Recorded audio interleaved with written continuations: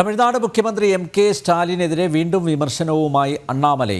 ഭരണഘടനയുടെയും federal സംവിധാനത്തിന്റെയും സംരക്ഷകനായി വേഷമിട്ട ആളാണ് സ്റ്റാലിനെന്ന് അണ്ണാമലൈ കുറ്റപ്പെടുത്തി. അതിനിടെ ആഭ്യന്തരമന്ത്രി അമിത്ഷായുമായി ചർച്ച നടത്താൻ അണ്ണാമലൈ ഡൽഹിയിലെത്തി.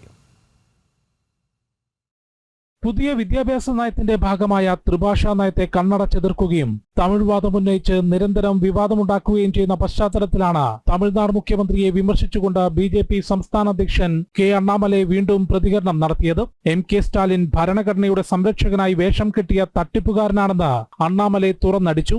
മുഖ്യമന്ത്രിയുടെ കുടുംബത്തിന്റെ സ്വകാര്യ സ്കൂളുകളിൽ 3 ഭാഷ മാത്രമല്ല അതിൽ കൂടുതൽ ഭാഷകൾ പഠിപ്പിക്കുന്നുണ്ട്. എന്നാൽ സാധാരണക്കാരായ വിദ്യാർത്ഥികൾ പഠിക്കുന്ന സർക്കാർ സ്കൂളുകളിൽ തമിഴ് മാത്രം മതിയെന്ന തീരുമാനം വഞ്ചനയാണെന്നും അണ്ണാമലൈ എക്സിൽ കുറിച്ചു.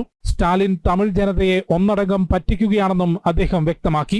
അടുത്ത വർഷം തെരഞ്ഞെടുപ്പ് നടക്കാനിരിക്കെ സംസ്ഥാനത്തെ ഭരണപരാജയം മറച്ചുവെക്കാനാണ് സ്റ്റാലിനും DMK-യും അനാവശ്യ തമിഴ് വിവാദമുണ്ടാക്കുന്നതെന്ന് തമിഴ്സൈ സൗന്ദരരാജൻ ഉൾപ്പെടെയുള്ള ബി.ജെ.പി. നേതാക്കൾ വിമർശിച്ചിരുന്നു. സിനിമകൾ ഹിന്ദിയിലേക്ക് മൊഴിമാറ്റി പണമുണ്ടാക്കുന്നതിന് അനുവാദം നൽകുന്ന DMK-യുടെ ഹിന്ദി വിരോധവും തമിഴ് സ്നേഹവും കപടമാണെന്ന് ആന്ധ്രാപ്രദേശ് ഉപമുഖ്യമന്ത്രി പവൻ കല്യാണും ചൂണ്ടിക്കാട്ടിയിരുന്നു.